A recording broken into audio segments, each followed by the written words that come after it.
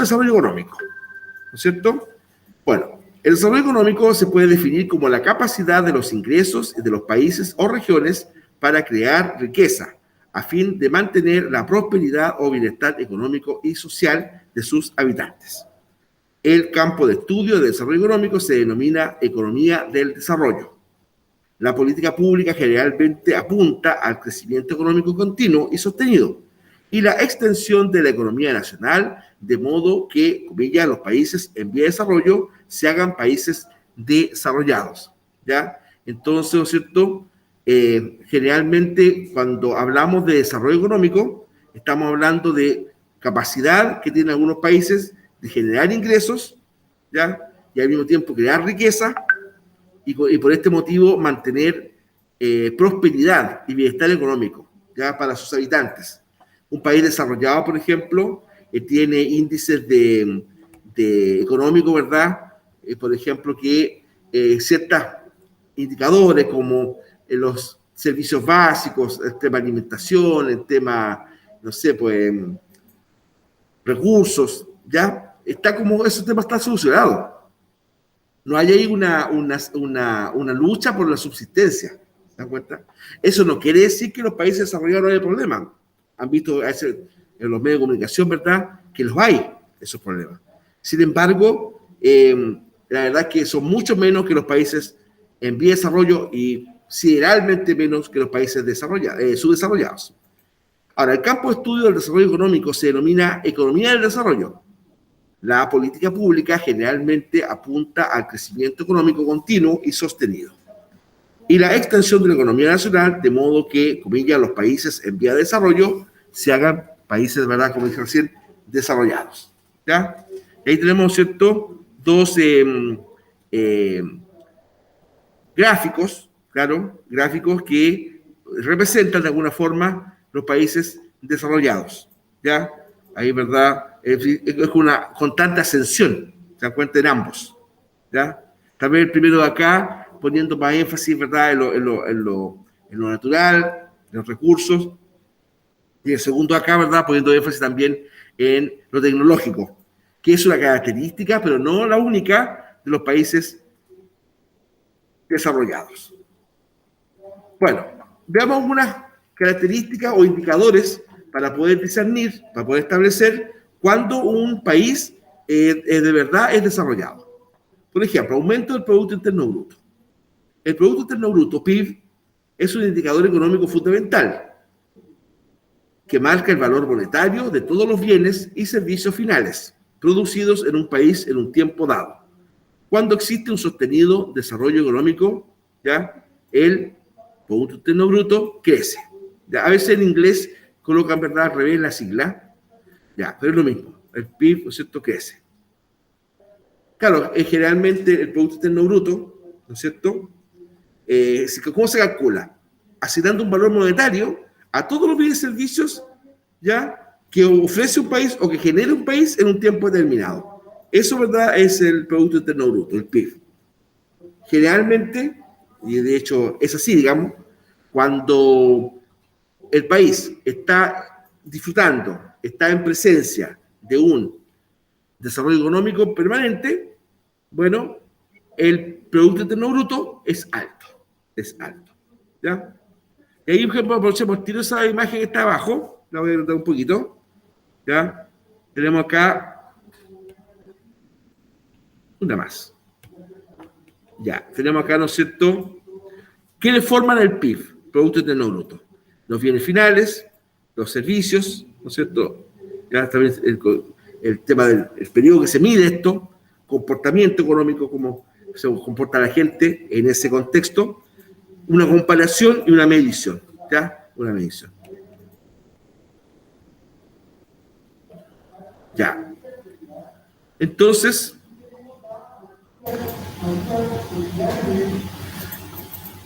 menor peso de la producción primaria. La producción primaria basada en la explotación de los recursos naturales, como por ejemplo agricultura y minería, si bien representan la principal fuente de ingreso, ¿ya?, de divisa en muchos países, está más sujeta, ¿ya?, a factores limitantes, muchos de ellos imprevisibles.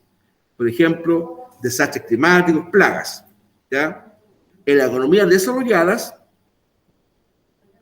¿ya? Los sectores secundario y terciario poseen un mayor peso que el sector primario. Claro, por ejemplo, en los países desarrollados no es que no haya agricultura o no haya ganadería o actividad forestal o pesca, no, se la hay. Y muy tecnificada. Lo que pasa es que si consideramos el peso específico de esos sectores de la economía versus el terciario y el secundario, evidentemente, ¿verdad? El sector primario tiene menos incidencia. Por ejemplo, la agricultura estadounidense, por ejemplo, es bastante desarrollada y muy tecnificada. Pero si comparamos, por ejemplo, el aporte que hace la agricultura estadounidense versus la industria estadounidense, ¿te das cuenta? Obviamente es mucho más importante, ¿verdad?, el aporte que hace la industria, es decir, el sector secundario en este caso. Bueno, también otra característica es el mayor acceso a la salud y a la educación. Cuando hay desarrollo económico, la sociedad toda se beneficia del crecimiento económico. Y si eso va acompañado de políticas adecuadas, en términos del manejo de fondos, es posible fortalecer la infraestructura de salud y educación, permitiendo su llegada a todos los habitantes. ¿Ya? Lo mismo, no quiere decir, ¿verdad?, que en los países desarrollados no haya problemas de salud, por ejemplo, o pública, o educación. ¿Ya? En esos países, ¿verdad?, Estados Unidos, por ejemplo, tiene una salud pública bastante bien desarrollada, pero al mismo tiempo una salud privada desarrollada. ¿Se dan cuenta? Entonces, tal vez ahí la gracia o el secreto de esas economías es que la salud pública, no por el hecho de ser salud pública, es mala, como lamentablemente se produce en países, ¿verdad?, a lo mejor tal vez como el nuestro, en donde un gran desafío de muchos gobiernos que se ha logrado en alguna medida, pero no en toda la medida que se quisiera, ¿verdad?, es que la salud pública está al debe, ¿ya? No actúa con la celeridad que a ese caso amerita. Bueno, entonces, en los países desarrollados, ¿ya?, el acceso a la salud, educación, siempre es alto, es altísimo. ¿No? Es altísimo. O, por ejemplo, en esos países, muchas veces, vía impuestos, porque eso hay que tenerlo en cuenta, si tienen, por ejemplo, un sistema educacional o de salud muy bueno, es porque los impuestos que la gente paga en esos países es elevado, la tasa impositiva. Por lo tanto, eso les permite, ¿verdad?, generar buenos servicios. Bueno, pero independiente de eso, la idea, ¿verdad?, es que puede llegar a un punto en que una persona no fallezca porque no tiene los recursos económicos para atenderse. Bueno, lamentablemente pasa en muchos otros países. O sea, si no se dispone de una cantidad importante de dinero, te mueres. Bueno, hay países, por ejemplo, en el caso de Finlandia, el sistema de salud público es bastante bueno, ya también se paga mucho impuesto, pero una enfermedad, por ejemplo, cualquiera que sea, que tú tengas no sé, un bajo sueldo, no es tema para tratarte. ¿Ya? Como lamentablemente ocurre eso en muchos otros países, y lamentablemente hay que decirlo, entre ellos el nuestro. ¿Ya? La otra mostraba, por ejemplo, una familia que su hija tenía una enfermedad de estas, a veces degenerativas, o sea, ¿verdad?, que son tan extrañas y atacan a veces de repente a niños, ancianos, jóvenes, adultos, ya. Necesitaba un fármaco que le duraba 15 días la caja. Y cada una de esas cajitas costaba más o menos 1.800.000 pesos. O sea, esa familia tenía que tener, por concepto de ese remedio, 3.600.000 pesos mensuales, muchachos. Entonces, imagínate, a ver, ¿qué personas? Yo no estaba hablando de gente vulnerable, incluso estrato medio, eso es imposible. No te va a alcanzar en un momento dado, ¿ves?, para tener acceso a ese remedio, a esos precios. Entonces, bueno, ¿es tan difícil aplicar un modelo como, por ejemplo, países de Europa Occidental? A lo mejor no. A lo mejor es idear, ¿verdad?, una forma de financiamiento permanente que, insisto, permita al Estado acceder a eso y también, ¿verdad?, recuperar costos, porque tampoco se trata ya, supongamos, dilapidar todos los fondos estatales en pro de eso, ¿no? Porque a la larga, ¿verdad?, eso es pegar un vaso en el pie. ¿Te das cuenta? El tema es cómo lograr un financiamiento permanente de eso y que no todo salga de los bolsillos de las personas, ¿verdad? Bueno, situaciones que ocurren, ¿eh? Bueno, cambio en la estructura social. En las economías desarrolladas se produce un crecimiento de clase media, en la que están insertos la mayoría de los sujetos que sostienen el sistema económico productivo basado en el consumo permanente de bienes y servicios, muchas veces mediante mecanismos de crédito. ¿Ya? Claro, generalmente la clase media, ¿no es cierto?, accede a los beneficios que te da una economía desarrollada, ¿ya? Pero lamentablemente no siempre en base a recursos propios. El excesivo endeudamiento de la clase media es un tema que siempre está en tela de juicio, ¿ya? No sé, por el legítimo derecho que tiene una persona a contar con su vehículo, contar con casa propia, tener una vida un tanto más tranquila, digamos. Ya, pero acceder a eso, lo ideal sería en base a recursos, porque el sueldo te lo permite, ¿verdad? Porque lo genera mediante alguna actividad, lo que fuera. Pero si eso se está alcanzando a partir del endeudamiento, ¿ya? A la larga, ¿verdad? Eso es el anticipo de una futura pobreza, por más que se dispongan de ciertos bienes, ¿te das cuenta?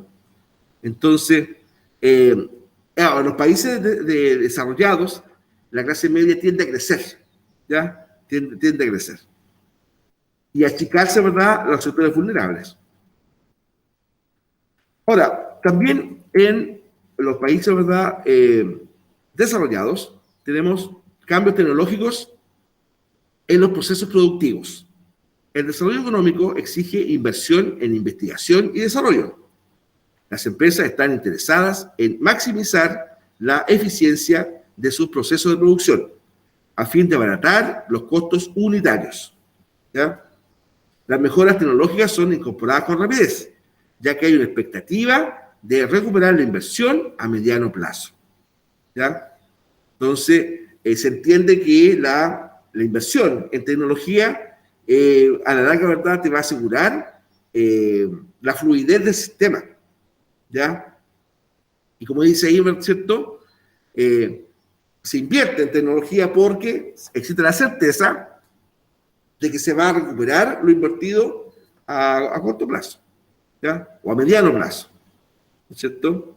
Y eso no es solamente privativo de los países desarrollados, ¿verdad?, o de los sectores primarios, también puede ser secundario y terciario, ¿sí? Eso puede ser en todas sus instancias, ¿ya? Ahí, por ejemplo, tenemos la salud pública, ¿ya? El sector primario, la clase media como ícono importante, el aumento de la productividad, ¿ya? El aumento de la productividad. Ahora, el antónimo, o lo contrario, hemos hablado, ¿verdad?, de desarrollo económico y ahora vamos a hablar de su contraparte, ¿ya? ¿Qué es o qué se entiende por subdesarrollo económico? Bueno, el subdesarrollo es un concepto que se emplea para nombrar a la situación o al estado de una nación que no dispone de un nivel de desarrollo socioeconómico considerado adecuado. En otras palabras, el subdesarrollo señala que el desarrollo de un país se encuentra por debajo de un cierto nivel. Por lo tanto, no garantiza el bienestar de la población, ¿ya? Claro, el subdesarrollo económico, al contrario, pone en riesgo ese bienestar, ¿ya? Lo amenaza. Por ejemplo, el subdesarrollo económico, ¿verdad?, generalmente tiene muchas variables. Una de ellas es la vivienda. Si todas las personas poseen una vivienda, ya sea propia o cualquier régimen, ¿eh?, arrendo, bueno, pero digna, y dentro de eso es la cantidad de metros cuadrados por persona, ¿ya?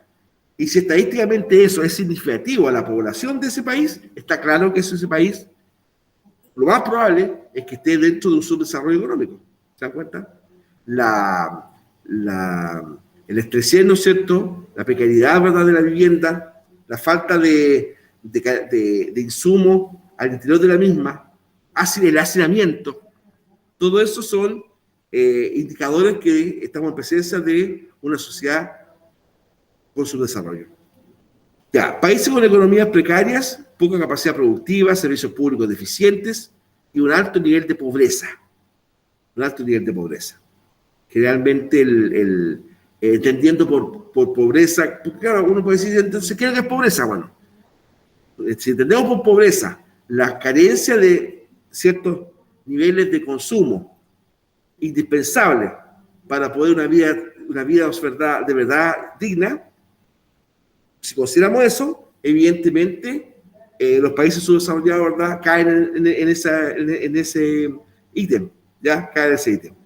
Sus habitantes tienen serias dificultades e incluso imposibilidad de acceder a servicios y elementos que se consideran que son básicos a la hora de poder tener calidad de vida, ¿ya? Calidad de vida. Aquí no estamos hablando, por ejemplo, calidad de vida solamente asociada a consumo, ¿eh? Claro que de hecho es un indicador, pero también calidad de vida asociado, por ejemplo, a buena salud, ¿ya? A un entorno, por ejemplo, libre de contaminación, ¿ya? No sé, que de repente el servicio público o los distintos servicios públicos presten su servicio de manera eficiente. Todo eso influye en calidad de vida, ¿ya? Cuando tú accedes, por ejemplo, al servicio público, a oficinas públicas, o cualquier cosa de orden público, y si te es mal atendido, por ejemplo, no te responden al requerimiento, o la persona, por ejemplo, vuelve a su casa frustrada, todo eso, aunque uno no piense que no, sí, altera la calidad de vida. Altera la calidad de vida. O, por ejemplo, no sé, que en tu entorno haya mucha bulla, ¿ya? Hay una desregulación, por ejemplo, del parque automotriz, por tanto, mucha congestión vehicular. En la televisión tiempo atrás mostraban que sectores medios, por ejemplo, de Santiago, para llevar a sus hijos al colegio, tienen que disponer de 2 horas. Niñitos levantándose, por ejemplo, a las 6 de la mañana para empezar su jornada escolar, por ejemplo, porque el tiempo de transporte de su casa hasta los lugares donde estudian es demasiado extenso, ¿ya? Y eso estresa. Ese chico, por ejemplo, llega al colegio, esa niñita, por ejemplo, llega al colegio con un nivel de estrés importante, por estar tanto rato en un fútbol escolar, por ejemplo. Y eso es una realidad. Entonces, como que uno piensa que a lo mejor eso es o menos.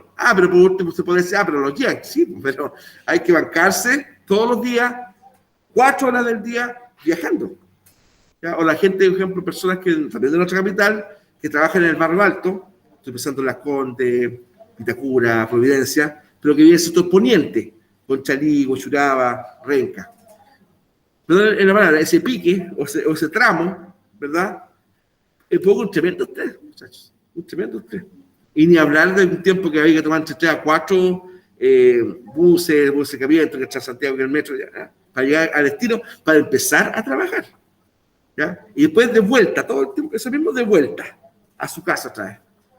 No, esa persona está llega el día viernes, pero molía, es estropajo, ¿verdad? Porque además del tema del trabajo mismo, es tremendamente poco amigable el desplazarse al lugar de trabajo. Y con el tema del COVID, peor, ¿no? Peor todas las restricciones, ¿verdad? Que a veces no siempre están las comprensiones adecuadas frente al tema que aflige a nuestros trabajadores y trabajadoras, ¿ves? Bueno, una notoria desigualdad e inequidad en el ingreso, ¿ya? En los países subdesarrollados hay muy poca clase media, o no existe, ¿ya? Un grupo pequeño de gente pudiente, pequeñas minorías, ¿verdad?, de altos recursos, pero una gran masa de personas vulnerables. Ya, por ejemplo, en los países, ¿verdad?, tercermundistas, es así, ¿ya? Estoy pensando en sectores de África, en un momento de Centroamérica, Asia, ¿verdad? Todo esto tenían minorías pudientes, ligadas, ¿verdad?, a los medios de producción, dueños de la tierra, ¿cierto? Pero una gran mayoría de asalariados cuya calidad de vida fue muy mala, ¿ya? Muy mala. Ahora, por lo general, el subdesarrollo económico va acompañado de un sistema político no democrático, con dictaduras militares o gobiernos populistas de distintos signos, a menudo dominados por la corrupción, ¿ya? Y esto es común en todos lados, ¿ah? Generalmente, los países tercermundistas, por ejemplo, dictadores militares en países en África, Uganda, me acuerdo, Idi Amin, Bokassa, este señor ahí en Libia, ¿cómo se llamaba? Muammar Gaddafi, ¿ya? Somoza en Nicaragua, todo eso, lo que son las narcodictaduras, como por ejemplo en un momento se catalogó al régimen castrista, el régimen sandinista en Nicaragua. O sea, generalmente los países subdesarrollados, o sea, si ya esa situación es trágica, que no contaba con una economía que les permita el bienestar, ¿verdad? Pero además de eso, generalmente están en manos de regímenes dictatoriales, corruptos, ¿cierto? Como uno de los más sangrientos de la historia y que hasta el día de hoy, digamos, se cita como una de las más atroces dictaduras que conoció la Tierra, independiente de Hitler y Stalin, pero a nivel, creo que estoy hablando del tercer mundo, fue la dictadura de Idi Amin en Uganda, ¿ya? En Uganda, Idi Amin Dada, ¿ya? Incluso hasta se llegó a decir, a lo mejor un tanto exageradamente, pero se llegó a decir que el propio Idi Amin practicaba el canibalismo, por ejemplo. Idi Amin, en la década del 70, fue lamentablemente, digo lamentablemente no por venganza, pero por justicia, él logró escapar y no murió en el exilio, no hizo frente a sus crímenes, ¿verdad?, en su patria, ¿ya? Literalmente se decía que cuando él cambiaba de gabinete, generalmente condenaba a muerte a los ministros salientes. Eso también se dijo en su época, ¿ya? Es famoso el caso de un ministro que logró hacer llegar un mensaje a su familia, en el cual el presidente lo invitó a una cena y en esa se les dijo que cesaban todos los ministros de su función y que les esperaba un pelotón de fusilamiento, por ejemplo. La razón que él daba era porque esos ministros conocían los secretos de Estado, los secretos de Idi Amin, ¿ya? Entonces, si ustedes, por ejemplo, se interesan en esos temas, la dictadura de Idi Amin en Uganda se dice que una de las más atroces, bueno, toda dictadura en sí misma es atroz, pero entre ellas, la dictadura de Idi Amin fue famosa por el tema. Idi Amin Dada, ¿ya? Famoso asesino. Bueno, el número 5, en la mayoría de los estados con economías subdesarrolladas hay graves violaciones, y todo lo que estábamos hablando recién, a los derechos humanos. Generalmente la conciencia del derecho humano, es decir, que el Estado no puede violentar el derecho de las personas, ¿no es cierto? Porque un delito ya se paga, se castiga conforme a la ley y no conforme a la voluntad del Ejecutivo o de su sistema policial, ¿verdad? Eso está muy presente en los sistemas o en los países subdesarrollados. Claro, porque al no haber, por ejemplo, un sistema democrático en regla, ya, donde no hay equilibrio de poderes, donde el poder ejecutivo es omnímodo y el poder legislativo o no existe o está en completo servicio del poder ejecutivo. El poder judicial, el llamado, ¿verdad?, a hacer cumplir la ley, también es obsecuente al poder ejecutivo, o sea, todo mal. Porque sépanlo, en democracia tú puedes demandar al Estado, fíjate, y no, uno dice, pero ¿cuánto voy a ganar? No crea, se puede ganarle al Estado y lograr que el Estado te indemnice. Tal vez la indemnización sea lenta, sin duda, ¿ya? Pero en democracia es factible. En un sistema como que estamos hablando ahí, eso es imposible. Es imposible. ¿Qué tribunal, verdad, cuya existencia depende del dictador, va a dictar una sentencia en contra del dictador, aunque sea pecuniaria, es decir, de dinero? Es una utopía, ¿ya? Es una utopía. Entonces, generalmente en la economía de países subdesarrollados, ¿verdad?, como ahí dice, hay graves violaciones a los derechos humanos. Ojo, la violación a los derechos humanos es cuando el Estado atenta contra el Estado, sus agentes, atenta contra un particular. Por ejemplo, si hay una gresca entre vecinos, por ejemplo, no, pues eso no es un atentado a los derechos humanos, sería un hecho de carácter delictual, ¿verdad? Un crimen, un asesinato, un hecho de carácter delictual, punible ante la justicia. Pero cuando el Estado es el que viola un derecho humano, ahí estamos en esa categoría. Y las leyes que apuntan a su prevención y después a su castigo son internacionales, ¿cierto? Se considera, ¿verdad?, que la humanidad entera tiene el derecho de perseguir a quienes violan los derechos humanos, ¿verdad? Bueno, y ahí tenemos, ¿verdad?, 4 imágenes que tienen que ver con su desarrollo económico, ¿verdad?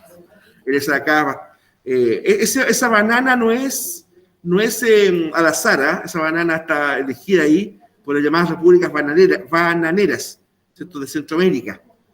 ¿verdad? Un señor, ¿no verdad? Probablemente un productor de esa fruta, estoy disfrutando de la vida, el hombre está bien, más bien tirado gordito, no sé, está ahí, jugando un juguito y leyendo ahí, perla. Y abajo, ¿verdad? Llevando esa economía, personas de distintas etnias, cuyos rostros reflejan el agotamiento y el cansancio de llevar ese sistema. ¿Ya? Mira, de verdad, no siquiera quisiera nombrar países, pero eso es muy, o era muy común en Centroamérica. ¿Ya? Eso se llegó a decir repúblicas bananeras. Un ejemplo de ello era Panamá. ¿Ya? Panamá bajo la dictadura, ¿verdad?, de Noriega. En el caso de Noriega era muy curioso porque Noriega después no era presidente de la República, no, él siempre se mantuvo como jefe castrense. Y los presidentes que hubo eran verdaderas marionetas en torno a Noriega. ¿Ya? El comandante Piña. Decían así porque cuando el joven tuvo una viruela que le provocó problemas en su rostro. Bueno, el comandante Piña Noriega, un régimen también de terror, ¿verdad? Incluso los distintos presidentes, porque él no fue presidente, eso es lo curioso, él no fue presidente de la República, pero los presidentes que habían, todos tenían que estar ahí, claro, obedeciendo a Noriega. Eso es Panamá, ¿ya? Década del 70, comienzo de los 80. Acá, ¿verdad? Barriadas, ¿cierto? Recién distintos nombres, Argentina, las llamadas las Villa Miseria, en Brasil las favelas, ya en Chile las poblaciones callampas o campamentos. Se decían poblaciones callampas porque proliferaban muy rápido, brotaban rápido como callampa, y todo el término, población callampa, ¿ya? También campamentos. Las tomas, por ejemplo, un peligro porque muchas veces estas tomas no tenían un sistema eléctrico formal. Gente colgando, cables, por ejemplo, que sacados del tendido eléctrico público, ¿verdad? Y que eran repartidos informalmente a muchas viviendas, lo cual te implica un recalentamiento o incendio, ¿no es cierto? Entonces, hubo distintos gobiernos que se avanzó en eso, ¿ya? No todo lo hecho en los últimos 30 años fue malo, muchachos, ¿verdad? Sí, hubo cosas buenas. Y un tema fue el tema de los campamentos. Tratar de soluciones habitacionales buenas. Ese tiempo, me acuerdo, el gobierno de don Ricardo Lagos se avanzó harto en ese sentido, ¿ya? Pero después, lamentablemente, hubo. Por ejemplo, uno va de que a Viña, ¿ya? Porque en la parte alemana oriente, claro, se ve que hay tomas. Claro, parte que antes eran peladeros, ¿verdad?, del cerro, hoy hay casas. Y por la construcción de esas casas, se siente que son casas de fabricación ligera. Dudo que haya ahí un regulador. Lo dudo. Los tendidos eléctricos muy artesanales. Y eso es un peligro a la hora de incendio. Es un tremendo peligro. ¿Ya? Al lado, ¿verdad?, un señor ejecutivo, va a aparecer esto de corbatas, esto se ve de tipo elegante, la silueta, y ahí a su izquierda un caballero pidiéndole una limosna. Y ambos miembros del mismo país. ¿Ya? Uno con punch, con, no sé, ojo, eso también es un punto que también se conviene precisar.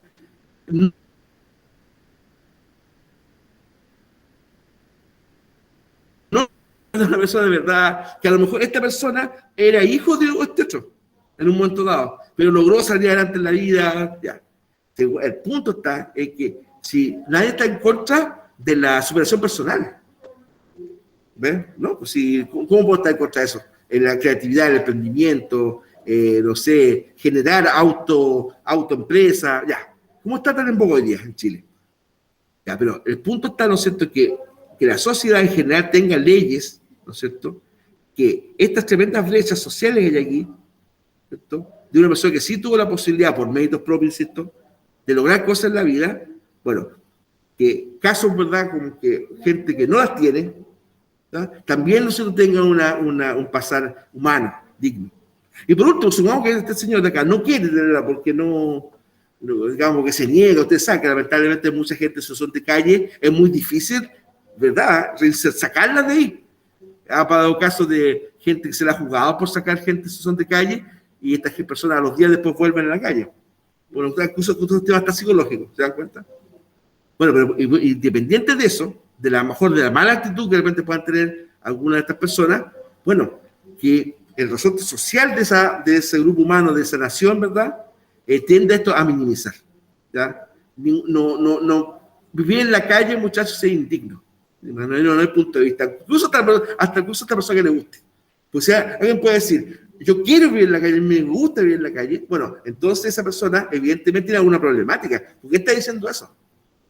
Porque, no sé, cubrirse el frío bajo el asiento de una plaza con diario, oye, ¿ya? Entonces, es un pedazo de tema ese, ¿ya? ¿Cómo ayudar incluso a aquellas personas que no quieren ser ayudadas? Que las hay y muchas, sépanlo. Bueno, y acá miramos, una barriada acá, ¿ya? Casas, ¿cierto? Acá de bajo nivel, acá, basurales, y al fondo rascacielos.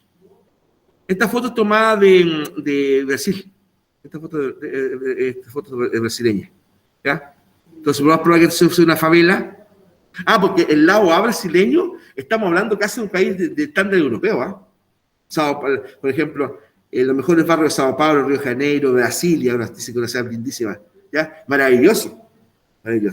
Pero la pobreza brasileña es extrema, ¿ves? Entonces, y te digo, el caso de Brasil es distinto porque, como el caso de Chile, porque el caso de Brasil, décadas de sistemas de gobierno, una política mucho más pública, mucho más estatal o estatista que la nuestra, ¿ya? Mucho más estatista. Ahora con Bolsonaro se dio como vuelta algunas cosas, digamos. Pero el Estado brasileño, de la década del 40 en adelante, ¿cierto? Con Getúlio Vargas, y otros, eso es un Estado muy empoderado del tema social. ¿Te das cuenta? Pero, y aún así, fue famosa.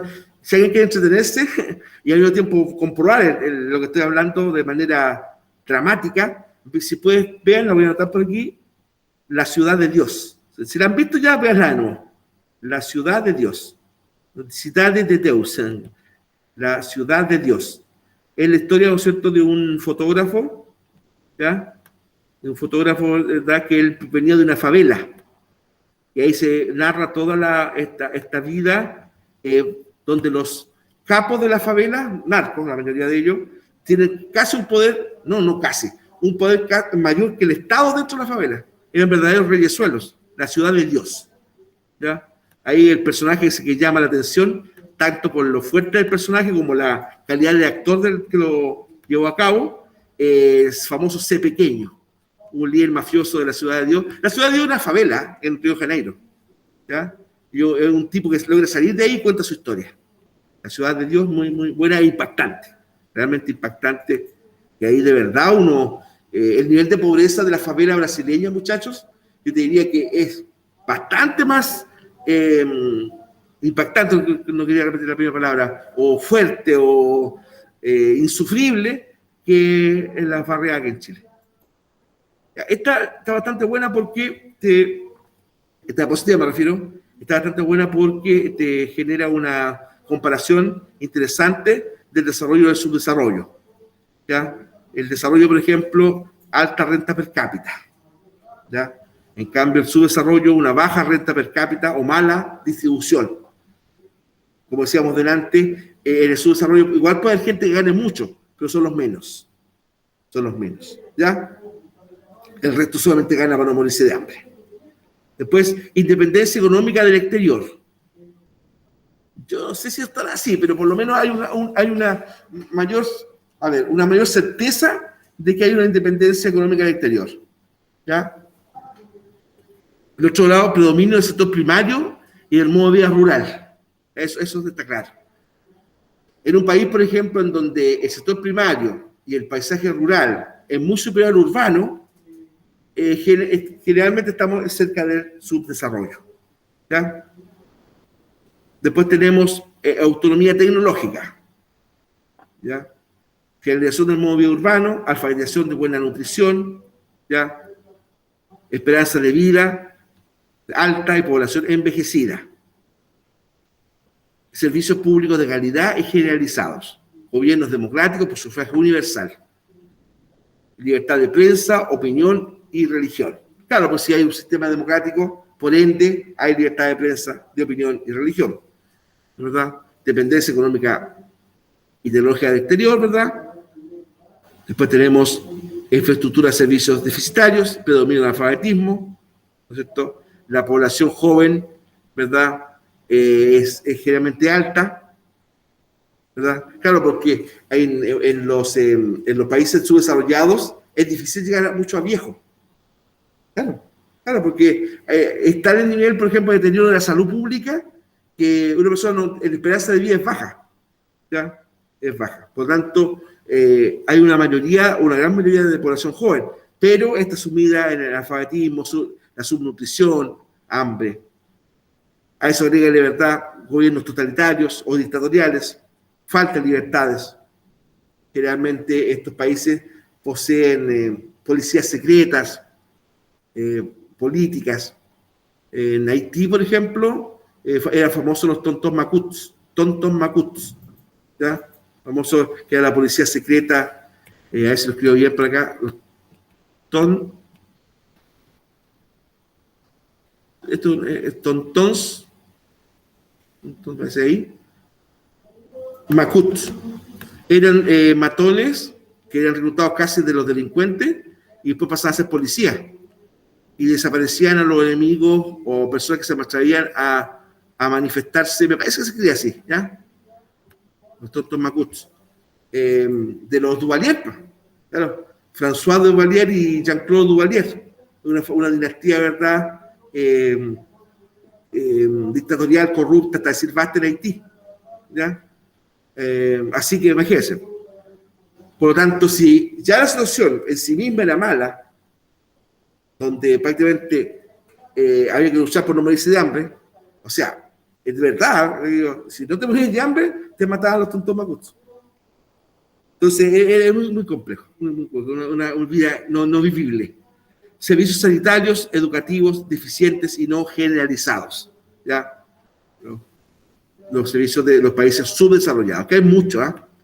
Entonces siempre te la pregunta, bueno, profe, Chile, ¿cómo estamos con Chile? Lo que pasa es que nuestro país, si uno analiza todos esos índices, es que el más malo de todo es la distribución del ingreso. Pero si ustedes se fijan, esos otros índices, yo diría que estamos en cifras azules. Si eso es lo complejo. Los servicios públicos también son mejorables. Pero, por ejemplo, de 10 indicadores de país desarrollado, Chile como que cumple como con 8, ¿no es verdad? ¿Ya? El problema está que esos 2 o 3 que están al debe nos afectan mucho a nosotros, muchachos. Ese es el gran problema. Y te va produciendo rabia social, te va produciendo indignación, frustración. ¿Te das cuenta? Pero Chile de verdad ha avanzado. No sí que somos los mejores del vecindario, porque no es así. Pero el apoyo íntimo, social y económico, Chile de verdad ha mejorado. Pero el tema, lo que no se ha mejorado, es muy sensible en nuestra vida. ¿Ves? Es muy sensible en nuestra vida. El sobreendeudamiento, no sé cómo sea adelante. ¿Ya? Y también, hay que decir también, nuestra idiosincrasia tampoco ayuda mucho muchas veces. ¿Ves? El tema, por ejemplo, de lo que yo decía antes de adquirir bienestar en base a la deuda, por ejemplo. No, no sé qué regalarse eso al niño que le gusta tanto. Al año siguiente lo pago en 12 meses, ¿no? Por ejemplo, un botón de muestra. Yo no digo que sea malo hacer eso, porque eso igual, eso activa la economía, sepa, activa la economía, sin duda. Pero en base en deuda. Ese regalo que quedaste como rey o como reina en Navidad, te provoca que al año siguiente tú estés todo el año pagándolo. A un precio mayor que lo que vale. O sea, ahí es donde, a veces donde hay que tomar decisiones. Bueno, selección múltiple. Veamos algunas repaso de esta parte. Por ejemplo, el desarrollo económico exige inversión en investigación y desarrollo. Aquí tengo que ver la que es incorrecta. Ojalá usted me puede ayudar. Las empresas están interesadas en maximizar la eficiencia de sus procesos de producción. Las mejoras tecnológicas son incorporadas con rapidez. No existe premura en recuperar la inversión a mediano plazo. La educación tecnológica en las economías desarrolladas es muy eficiente. ¿Cuál sería incorrecto de eso?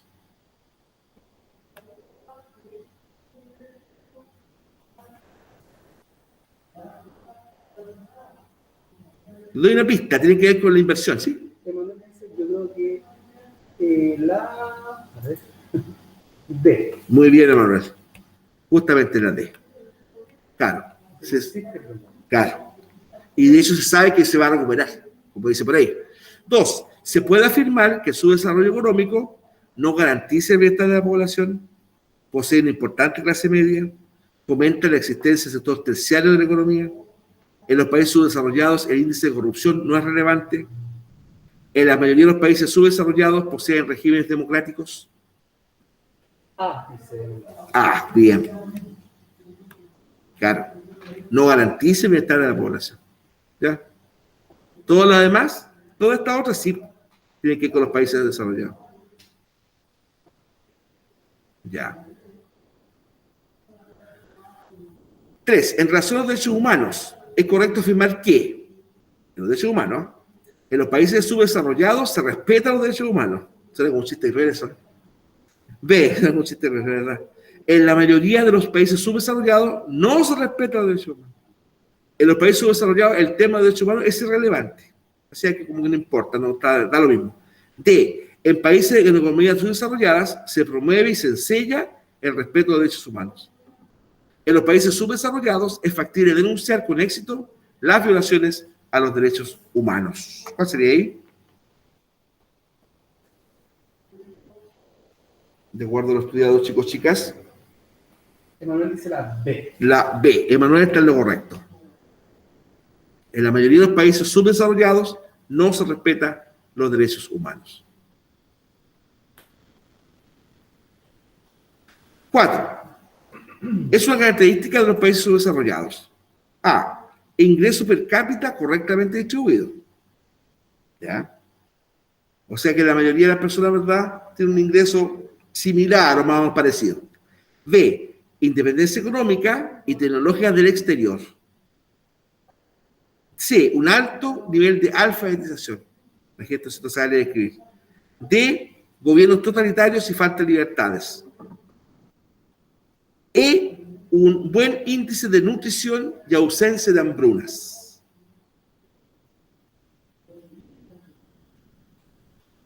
Emanuel dice D. La D. D de dedo. D de dedo. Muy bien, Emanuel. Muy bien, Emanuel. Gracias por la... Sí, todas buenas hasta el momento. Gracias, Emanuel. Bien, pues claro, porque mira, en los países subdesarrollados, por ejemplo, no, las grandes riquezas que existen, ¿verdad?, son unos pocos, ¿no es cierto? El mapa de la extrema riqueza. Eso, por ejemplo, es una característica que nosotros tenemos como país subdesarrollado, ¿ya? Como tenemos otra característica del país desarrollado, pero esta, por ejemplo, estamos al debe, ¿ya?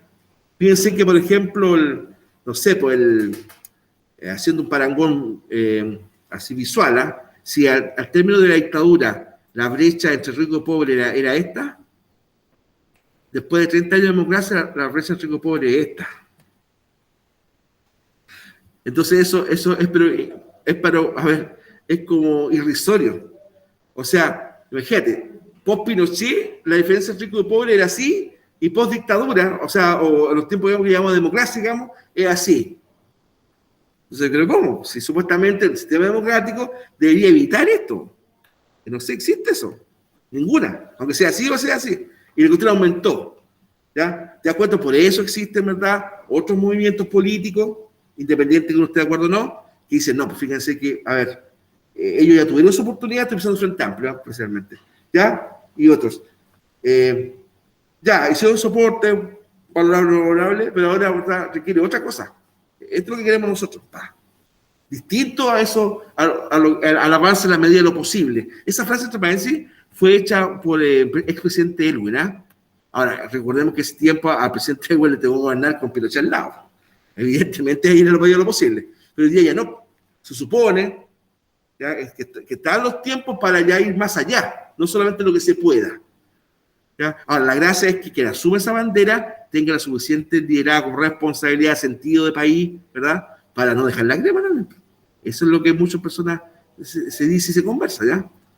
Pero esperemos que sí sea, que haya, ¿verdad?, un aprendizaje político, ¿verdad?, y que por fin, y que la Constitución, por supuesto, que ahora se está redactando ya por fin, lo que se está trabajando hoy día es la Constitución, sea un aporte, muchachos, sea un aporte, que no genere otro nivel de frustración más, ¿ya? Porque cuando se votó por una nueva Constitución, un 70 y tantos por ciento, 68% más o menos, de verdad es una esperanza de mucha gente. Oye, esta cuestión es derivada de Pinochet con los arreglos que hizo Lago, ya, fuera, venga algo nuevo, distinto, garantice otros derechos, derecho social, ¿verdad? Etcétera.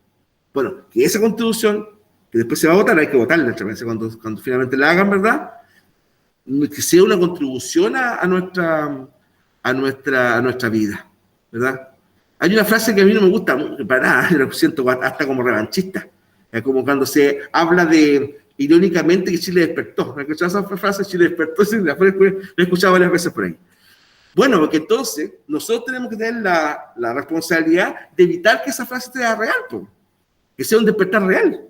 Porque si no, justamente esas personas que dicen eso van a seguir diciendo con razón, que Chile despertó. ¿Ya? Entonces, que sea un despertar responsable y que tengamos, ¿no es cierto?, en el futuro una mejor calidad de vida. Eso no quiere decir que no, si tenemos que trabajar, si eso no hay duda, ¿sí? El trabajo va a ser permanente, ¿te das cuenta? A menos que nos sacamos el kino. Pero evidentemente de eso, que la esperanza de los pobres, ¿no es cierto?, o de los ilusos como yo. Bueno, que de verdad, ¿no es cierto?, estos aprendizajes, estas cosas que hemos tenido, ¿verdad?, sea un aporte, y que el día de mañana de verdad seamos por fin un país mejor.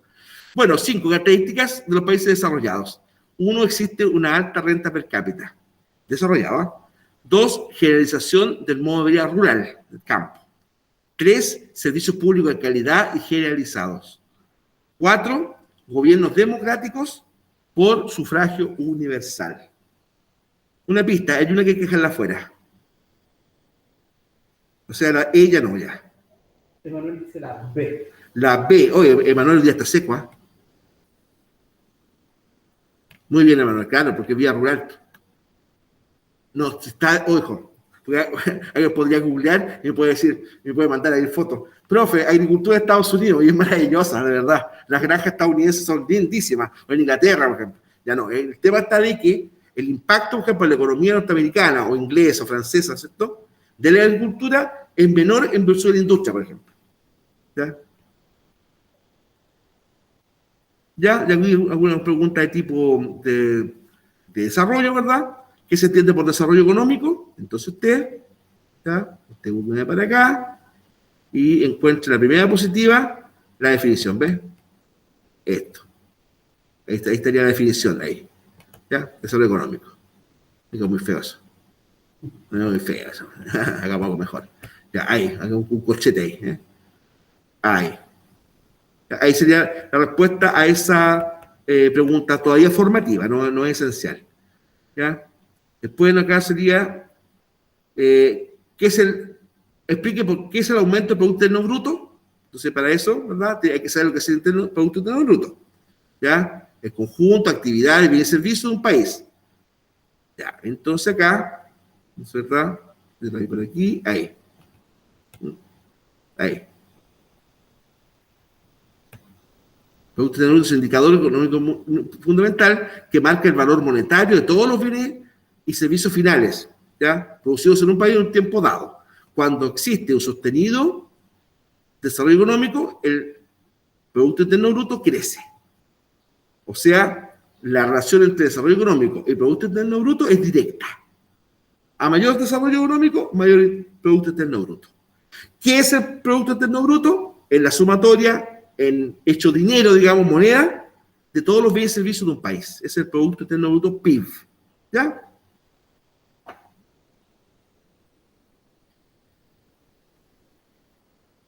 ¿Qué significa aumento de ingresos o renta per cápita? Claro, en los países, por ejemplo, desarrollados, la gente, en términos individuales, tiende a ganar más per cápita que los países subdesarrollados. ¿Ya entienden? Ahora, lo que sí hay un tema que discutir, que efectivamente, tú no puedes comparar, ¿verdad?, el nivel de ingreso de economías como la española, como la francesa, como la inglesa, versus nosotros. O no pensemos en países, ¿verdad?, del tercer mundo. Ya, pero el nivel, el costo de la vida de esos países más alto, sí. Sí, eso es verdad. ¿Ya? Aún, por ejemplo, un trabajador francés a un trabajador española, por ejemplo, el consumo es más caro y la tasa impositiva es más alta. Entonces también ese punto, o sea, tampoco es la panacea, ¿ya?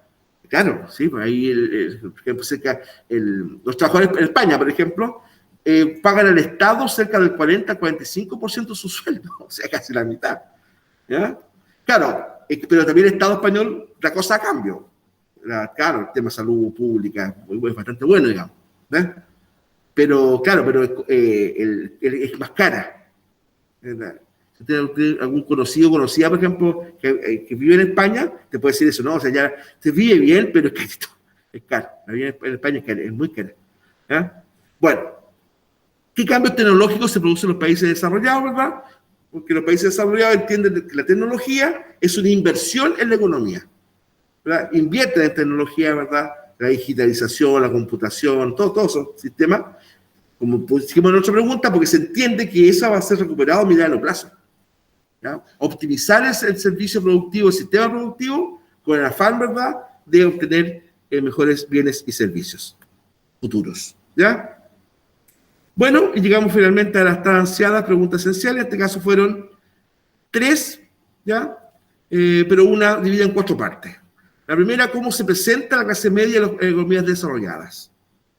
¿Cómo se presenta la clase media en las economías desarrolladas? Esta tiene que buscarla en las características de las economías desarrolladas. Hay un número ahí que tiene que ver con la clase media. 2, elaborar, si es posible con palabras propias, ¿verdad?, una definición de desarrollo económico. O como usted lo entienda, pero basándose en la teoría económica, ¿ya? ¿Qué es lo que es su desarrollo económico? Número 4, explique 4 diferencias entre el desarrollo y el subdesarrollo económico, porque son distintos. Entonces ahí, en esa pregunta, la 3, es muy útil esta diapositiva que está acá. Yo ni debería ni decírselo, porque como les tengo buena, se los digo. ¿Ya? Borremos los tontos macuts. No sé qué ni nada. Los tontos macuts. No, eran gorilas. Tipos muy malos. Ya. Ahí puede servir de insumo para responder la pregunta última, la 3, que está dividida en 4 partes. Ya. Es énfasis en la diferencia. ¿Ya? No se me enojen después si se las devuelvo, porque no. Es ya decir aquí, por ejemplo, la economía, por ejemplo, desarrollada tiene esto, y acá, en relación a eso mismo que dijo acá, esto otro. Esa es una diferencia. No por cualquier cosa que no tengan que ver entre sí. ¿Se dan cuenta? Ya. Perfecto. ¿Consultas, dudas? ¿No? ¿Alguna consulta, chicos, chicas? No, hasta el momento. Ya. Entonces, si no me da una consulta, le dejaré un ratito, no más allá de